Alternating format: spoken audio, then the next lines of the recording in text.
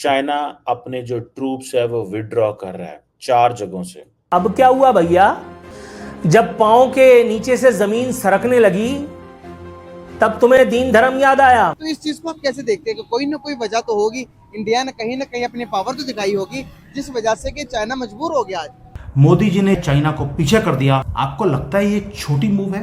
2020 से वो इस बॉर्डर के ऊपर बैठे हैं, आज अपने आप दुम छुपाकर वो भाग गए। इंडिया की डिप्लोमेसी की तारीफ हमें करना पड़ेगी कि चाइना उनके कदमों में आके गिर रहा है, इंडिया तो नहीं जा रहा। इनकी यार औकात है, इनकी औकात है। तौबा इस्तग़फ़ार, माज़अल्लाह माज़अल्लाह। इंडिया बहुत डेवलप कर रहा, उनकी इकोनॉमी, उनकी एजुकेशन, हर एक चीज बहुत ग्रो कर रही है। चाइना जैसी कंट्री भी उनके आगे घुटने टेक रही है। तो अब यहाँ पे चीखें निकल रही हैं, ये खबर जब पाक मीडिया के अंदर वो कह रहे हैं लो जी अब तो एक ही तो हमारे पास ऑप्शन थी चाइना, वो भी इंडिया के साथ ताल्लुकात बेहतर कर रहा है, हम किधर जाएंगे, ये पाकिस्तान जाएगा किधर? उन्होंने फौज को हुक्म दिया है बॉर्डर की तरफ जाओ। शुक्र है गेट लॉस्ट ही नहीं कह दिया। जिसे हम कर्ज लेते हैं, जिसे हम पैसे मांगते हैं, उसे समझ लगी इंडिया से पंगा नहीं लेना। हम आज भी इसी सोच में है कि इंडिया को चने चुबा देंगे, एक मुस्लिम 10 हिंदुओं पे बारी है। ठीक है, आप बढ़ के जितनी मर्जी मार लो, वो आपके पास ओरिजिनल में अब हो क्या? कल हमारे IMF से $7 बिलियन का पैकेज जो है वो डन हो गया, तो आज हमारे हुक्मरान जो है वो खुशी से फूले नहीं समा रहे हैं। इन पर जहरीला स्प्रे करने की जरूरत है ताकि इनकी सफों की सफे मिट जाएं, इनकी कुश्तों के पुश्ते लग जाएं।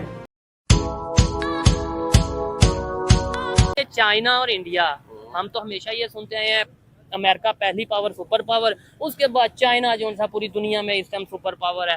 इंडिया के साथ डायलॉग पे उतर आया है, समझ लें कि इंडिया और चाइना अब जो सा वो प्रेशर नहीं रहा। क्या कहना चाहेंगे? सबसे पहले चाइना को ये पता चल गया कि इंडिया पहले वाला इंडिया नहीं रहा, इसको मैं प्रेशराइज करके अपनी बात नहीं मनवा सकता। उसने लद्दाख में पंगा लिया कुछ देर पहले, अपनी फौज चढ़ाई, इंडिया ने भी फौज चढ़ा दी, 4-5 साल वहां रहा और उसको समझ लगी कि यार अब इंडिया वो वाला नहीं रहा, मच स्ट्रॉन्गर हो गया। मुझे इसके साथ एक सिविलाइजेशन के थ्रू एक अच्छा हमसाया बन के रहना होगा, तो ही मैं सरवाइव करूंगा।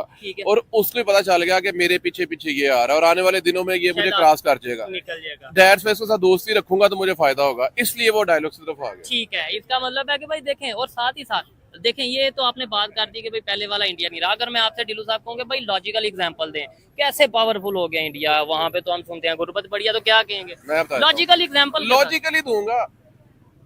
2-2.5 साल से ये रशिया और यूक्रेन आपस में लड़े हैं। रशिया ने यूरोप की गैस की और तेल की सप्लाई बंद की हुई है, यूरोप में महंगाई बड़ी हो गई है और बड़ी दुनिया जो है ना उसको रोकने की कोशिश कर रही है, लेकिन कोई नहीं रोक पाया। इंडिया इनकम से आया, इंडिया गया है, इंडिया ने जाकर यूक्रेन से बात की और प्यूटन से बात की जो रशिया का सदर है, तो वो मानने है।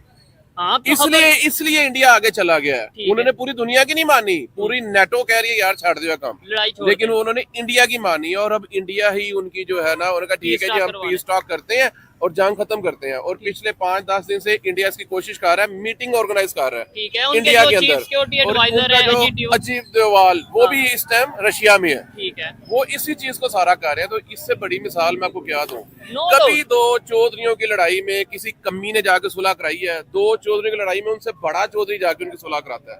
ये आपको बात बता दूं, मैं जट हूँ, हमारे यहाँ क्या होता है जब 2 पार्टीज लड़ पड़े ना, तो जो उन दोनों पार्टी से तगड़ा बंदा होता है ना, कहते दोनों पार्टीज उसकी ऑनर करें, जो बात माने, दोनों जो उससे डरे भी और उसकी ऑनर करें, वो बंदा जाके उनकी सुलह कराता है। जो उनसे कमजोर होता है वो तो उसकी बात नहीं मानते।